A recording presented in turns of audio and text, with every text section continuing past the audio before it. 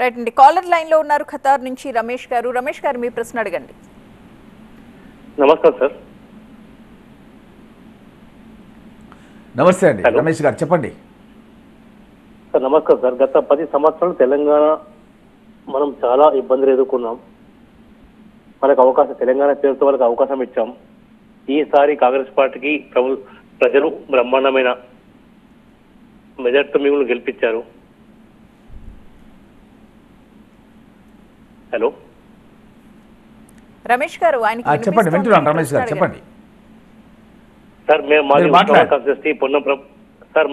Constituency Ponnam Prabhakar గారు మాకు MLA గారు.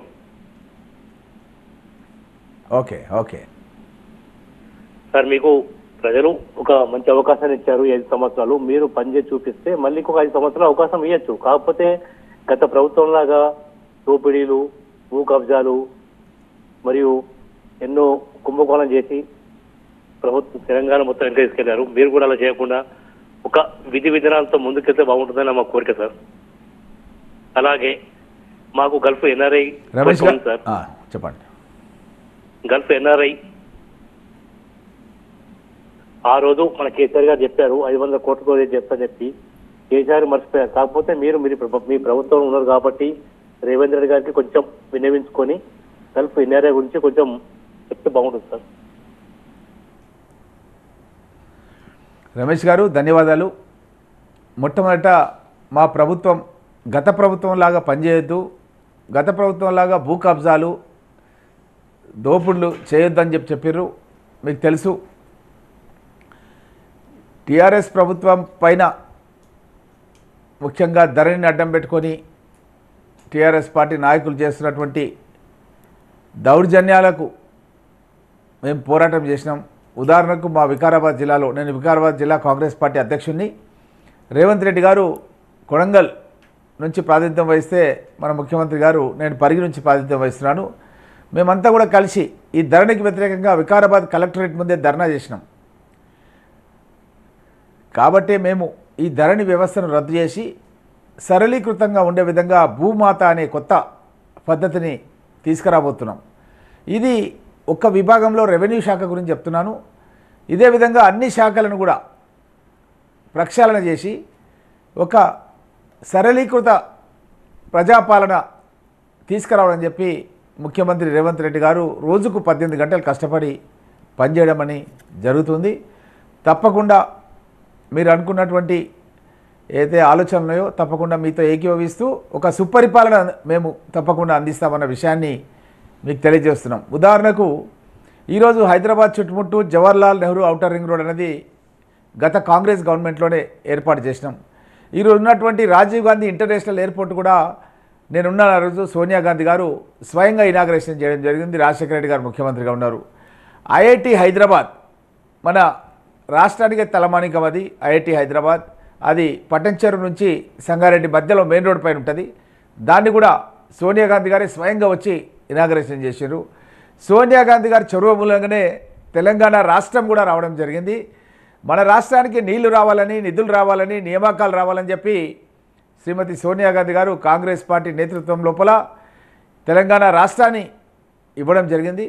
కానీ ఈ బీఆర్ఎస్ పార్టీ వాళ్ళు వచ్చిన తర్వాత దోపిడీ విధానాన్ని అవలంబించి 7 లక్షల కోట్ల రూపాయల అప్పులు చేసి కనీసం ఫస్ట్కు ప్రభుత్వ ఉద్యోగులకు జీతాలు కూడా ఇవ్వకుండా 15వ తారీఖులో జీతాలు ఇచ్చే పరిస్థితి ఉండేది.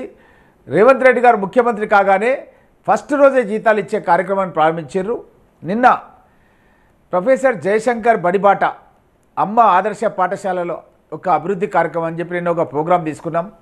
తెలంగాణ రాష్ట్ర వ్యాప్తంగా 1400 కోట్లు రేవంత్ రెడ్డి గారు కేటాయించారు ముఖ్యమంత్రి గారు.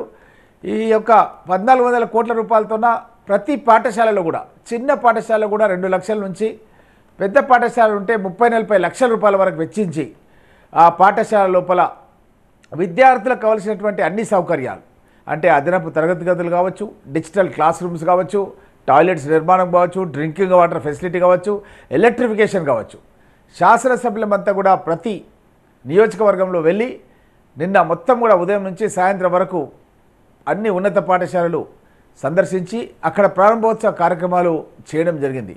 ఎందుకంటే పేద విద్యార్థులు గ్రామీణ విద్యార్థులను కూడా మనం ఎంకరేజ్ చేయాలి. మట్టిలో మాణిక్యం లాంటి ఈ విద్యార్థులను పైకి తీసుకోవాలనే ఉద్దేశంతో ముఖ్యమంత్రి గారి ఆదేశాల మేరకు తెలంగాణ రాష్ట్ర వ్యాప్తంగా మేమంతా కూడా ఎమ్మెల్యేలము మంత్రులమంతా కూడా ఆల్రెడీ విజిట్ చేసి అక్కడ ఉన్నటువంటి ఉపాధ్యాయులకు అందరూ కూడా దశ దిశ నిర్దేశం చేసే కార్యక్రమాన్ని తీసుకున్నాం. అదేవిధంగా హాస్పిటల్స్ కూడా అభివృద్ధి చేయాలని చెప్పి ముఖ్యమంత్రి గారు విద్య ఉపాధి వైద్యం, విద్య ఉంటేనే మనకు ఉపాధి అవకాశాలు దొరుకుతాయి, ఉద్యోగాలు దొరుకుతాయి. ఉద్యోగాల గురించి స్విట్జర్లాండ్కి వెళ్ళి ముఖ్యమంత్రి గారు మరి అది శ్రీధరబాబు గారు ఇద్దరు కూడా అక్కడ విదేశీ పెట్టుబడులను ఆకర్షించి 40,000 కోట్ల రూపాయల పెట్టుబడులు మన తెలంగాణ రాష్ట్రానికి తీసుకొచ్చి ఇక్కడ పరిశ్రమలు ఏర్పాటు చేసి ప్రైవేటు రంగంలో కూడా ఉద్యోగ అవకాశాలు మన నిరుద్యోగ యువకులకు వచ్చే విధంగా ప్రభుత్వం పూనుకున్నది. అదేవిధంగా కొత్తగా మెడికల్ కళాశాల కూడా ఏర్పాటు చేసి ఆ యొక్క మెడికల్ కళాశాలకు అనుబంధంగా హాస్పిటల్స్ కూడా ఏర్పాటు చేసి పేదవాళ్లకు వైద్యం కావాలంటే లక్షల రూపాయలు వెచ్చించకుండా ప్రభుత్వమే వారికి ఉచితంగా వైద్యం చేసే విధంగా చాలా నియోజకవర్గాల్లో మెడికల్ కళాశాల ఏర్పాటు చేయడం అనేది జరుగుతుంది. అదేవిధంగా గ్రామీణ ప్రాంతాల లోపల అభివృద్ధి గురించి రోడ్లు వేయడానికి కూడా ఆల్రెడీ ప్రతి పల్లెలు కూడా ఈ మధ్యకాలం లోపల ప్రభుత్వం వచ్చిన 10-15 రోజులకే ముఖ్యమంత్రి గారు ఒక్కొక్క శాసనసభ్యునికి 20 కోట్ల రూపాయలు ఇచ్చిండ్రు. ఆ 20 కోట్ల రూపాయలతో 10 కోట్ల రూపాయల సీసీ రోడ్లు వేయడం పూర్తయింది. ఇంకా 10 కోట్ల రూపాయలతో ఇప్పుడు మిగిలిన కార్యక్రమాలు ఆ గ్రామంలో సీసీ రోడ్లు కానీ, డ్రైన్లు కానీ, మహిళా సంఘాల భవనాలు కానీ, అదేవిధంగా అంగన్వాడీ బిల్డింగ్స్ కానీ, మన అంబేద్కర్ భవన్స్ కానీ, లైబ్రరీలు కానీ, ఆ గ్రామ ప్రజలు ఏది కోరుకుంటే అది మీరు నిర్మించి ఇవ్వాలి, విజ్ఞాపన పత్రాలు తీసుకోవాలని చెప్పి ముఖ్యమంత్రి గారు శాసనసభ్యులందరూ కూడా ఆదేశాలు ఇచ్చారు. మేమంతా కూడా పల్లెటూళ్ళల్లో ప్రయాణం చేస్తూ అక్కడ గ్రామ సమస్యలు తెలుసుకుంటూ ఆ సమస్యల పరిష్కారానికి కృషి చేయడం అన్నది జరుగుతుంది. తప్పకుండా మీరు కోరిన విధంగా అన్ని అభివృద్ధి కార్యక్రమాలు ప్రజలకు తీసుకెళ్తాం. అదేవిధంగా గల్ఫ్ కార్మికుల గురించి ముఖ్యమంత్రి గారు ఒక సపరేట్ దానికి సంబంధించిన ఆర్గనైజేషన్ ఎస్టాబ్లిష్ చేసి మన తెలంగాణ నుంచి ఎవరైతే నిరుద్యోగ యువకులు గల్ఫ్ ప్రాంతానికి వెళ్ళి అక్కడ ఉద్యోగాలు నుంచి తొలగించబడి అనారోగ్యం గిట అయ్యి వాళ్ళ ఇబ్బందుల పాలైతే వాళ్ళకు ఒక ఇన్సూరెన్స్ సౌకర్యం కల్పించాలి, వాళ్ళ ఉద్యోగానికి భద్రత ఉండే విధంగా, వాళ్ళ కుటుంబానికి భద్రత ఉండే విధంగా నిర్ణయం తీసుకోవడం జరిగింది. తప్పకుండా కాంగ్రెస్ పార్టీ రేవంత్ రెడ్డి గారు ముఖ్యమంత్రిగా మేమంతా కూడా గల్ఫ్ కార్మికులకు అండగా ఉంటాం.